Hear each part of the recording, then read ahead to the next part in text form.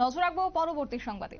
তেলিয়ামুড়া শহরের উপকণ্ঠের নেতাজি নগরের খোয়াই নদী সন্নিহিত জায়গায় পরিকাঠামোগত উন্নয়নের কার্যত শ্মশান ঘাটের ছবি আজ সপার্ষদ পরিদর্শন করলেন বিধায়িকা কল্যাণী সাহা রায় এবং শ্মশান ঘাটের পরিকাঠামোগত উন্নয়নকে এবার বিশেষ করে পাখির চোখ করে আজ সংশ্লিষ্ট শ্মশান ঘাট এলাকা তিনি পরিদর্শনে গেলেন এবং এই পরিদর্শনকালে বিধায়িকার সাথে তেলিয়ামুড়া পরিষদের চেয়ারম্যান রূপক সরকার, ভাইস চেয়ারম্যান মধুসূদন রায় সহ বিভিন্ন স্তরের জনপ্রতিনিধি এবং প্রশাসনিক ব্যক্তিরা উপস্থিত ছিলেন। গোটা বিষয় নিয়ে সংবাদ মাধ্যমের সামনে নিজের অভিমত প্রকাশ করতে গিয়ে বিধায়িকা শ্রীমতী সাহা রায় দাবি করেছেন যে এই সময়ের মধ্যে বর্তমান সরকার তেলিয়ামুড়ার শ্মশান ঘাটের উন্নয়নের জন্য বিভিন্ন কর্মসূচি হাতে নিয়েছে।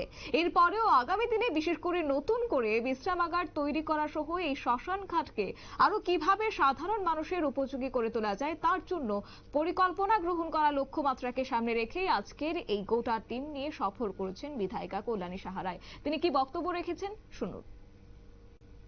আমরা মন্ডলের সাধারণ সম্পাদক সবাইকে নিয়ে এবং মার্চেন্টের সেক্রেটারি, অ্যাসিস্ট্যান্ট সেক্রেটারি সবাইকে নিয়ে নেতাজি নগর স্থিত যে মহাশ্মশান, এই শ্মশান আমরা পরিদর্শনে বেরিয়েছি। আমরা এই শ্মশানের ডেভেলপমেন্টের জন্য কিছু প্রকল্প হাতে নিয়েছি। আমাদের সাথে মিউনিসিপ্যালিটির ইঞ্জিনিয়ারও ছিলেন বিজুবন বাবু। আমরা এখানে 2টি প্যাসেঞ্জার শেড করব যাতে যারা মৃতদেহ দাহ করতে আসেন তাদের বসার সুবন্দোবস্ত করার জন্য, পাশাপাশি আরো কয়েকটা সিটিং অ্যারেঞ্জমেন্ট করা, জলের ব্যবস্থা করা, নতুন ক্রিমিশন আরেকটা তৈরি করা, ক্রিমিশন সেন্টার আরেকটা তৈরি করা।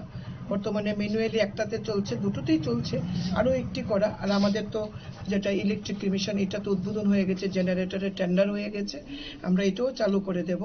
অর্থাৎ আত্মীয় স্বজন যখন বিয়োগ হয়, মানুষ বিয়োগ ব্যথা থাকে, তো শ্মশানে এসে যাতে একটা সুবন্দোবস্ত পায়, যাতে হিন্দু যেটা আমাদের সৎকার সেটা যাতে আমরা সুন্দরভাবে করতে পারি, তার জন্য এটা প্রকল্প আমি আমার বিধায়ক এলাকা উন্নয়ন তহবিল থেকে দেব।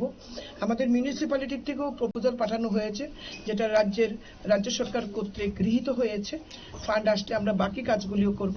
আপাতত আমরা পেপার টাইলস দেওয়া, যাত্রী শেড, এগুলো আমরা করছি।